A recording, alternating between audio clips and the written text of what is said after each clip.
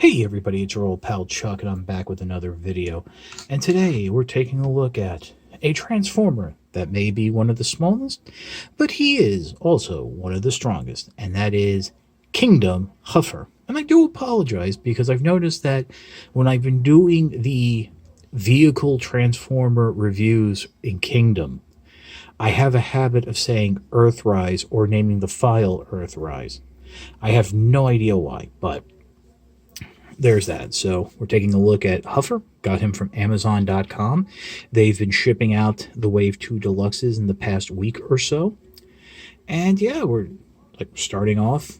And there's a reason why we're starting off truck mode head on, because from head on, it looks perfectly fine. And if you turn it around from the rear, it looks perfectly fine.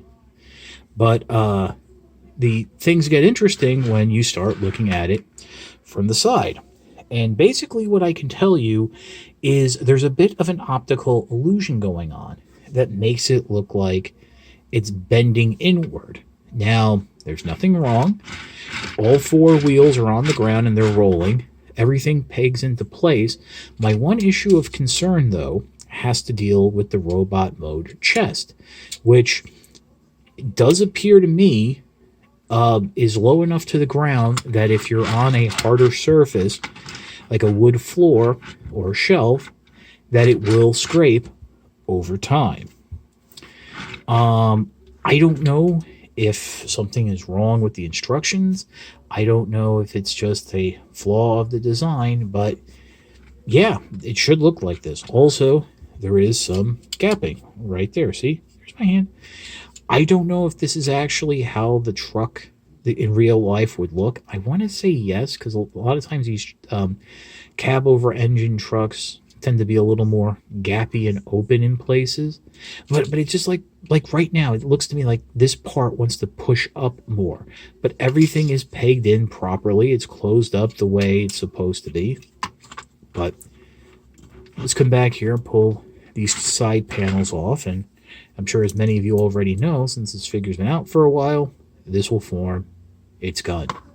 And let's pull off the shield, or this bed here, which, you know, has little blast effect ports here, little tabs there. I don't know those tabs are for anything, but again, Huffer will have a shield and blaster. Now, you might notice 3 posts on the shield, 4 holes on the trailer, on the bed here, excuse me, and that's because that middle hole is for towing Optimus Prime's blaster. Optimus Prime's trailer.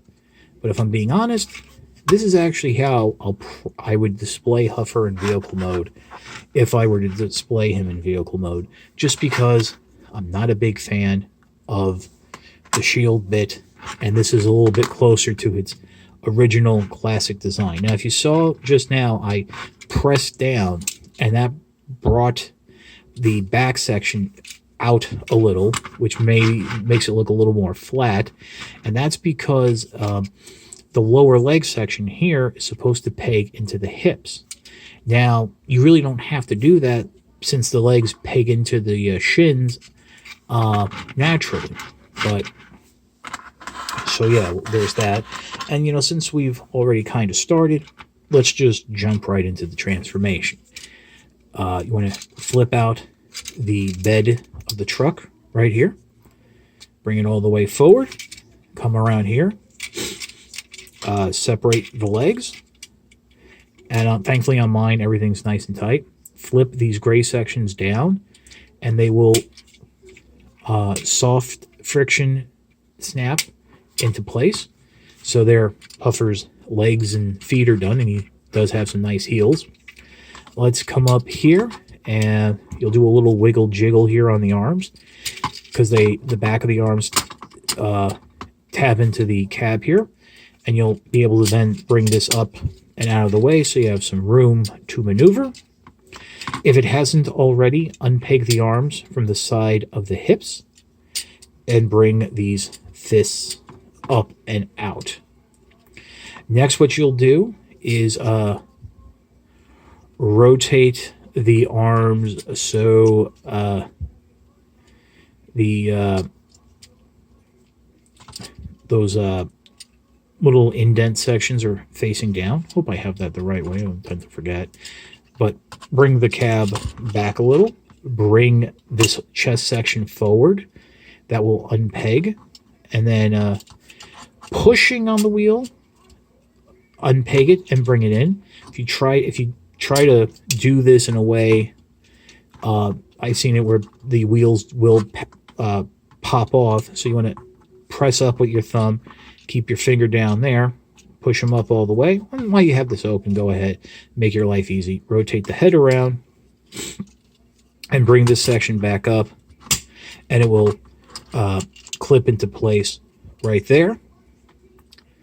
Bring the arms up on the little gray hinge, and it'll swing them down again on this side, just like so. Now, there's been some discussion over how the cab is supposed to sit. Personally, I do it like this, where it's down all the way, angled back slightly. Kind of feels right. I mean, this is sort of how it comes out in the packaging. You do have some room to move the head. If you need a little more, kick it back a little. You can really get in there. Nice ball-jointed head, but to me, this is how I remember Huffer looking in the cartoon. Some people, I think the reason why you have all that hinge work in there is just to make it easier during the transformation. So you have the arm joints, rotation, swivel, waist swivel, swivel at the hips, knee bend, ankle pivot. So let's go ahead and bring in the accessories. Can hold its blaster right here. A couple different ways to position the shield on the box. They have it like this on the instructions. They show you to have it with the claws going forward. I do want to try something here. No. So yeah, it's how you do it is up to you. You can store it on the back here if you so desire, or on the leg. Plenty of ports. But like I said, if I was displaying this, I would have it in the box, since this in vehicle mode it just doesn't really give you that classic G1 Huffer look. And yep, here we go. This is what we call the thumbnail image right there. So yeah, I do actually like Huffer. I think it's a fun figure. I'm enjoying it a little bit more than Warpath, seeing as how you can actually transform it, and it doesn't have like a part that's a necessity to complete the vehicle mode. The gun and the shield are not necessary to complete the vehicle mode. That's something that's very important to mention. Unless you want that more modernized vehicle mode. If you want the classic toy look, there you go. And again, I guess until we get a masterpiece Huffer, if we ever do, this is a good stand-in. So yeah, that's about it. As I mentioned in the beginning, I got this from Amazon.com, but you can find it in all brick-and-mortar retail stores, Hasbro Pulse, eBay, Big Bad Toy Store, etc., etc. Just, your mileage may vary, prices may vary, depending on where you'll get it from. You know how that works. I don't have to tell you.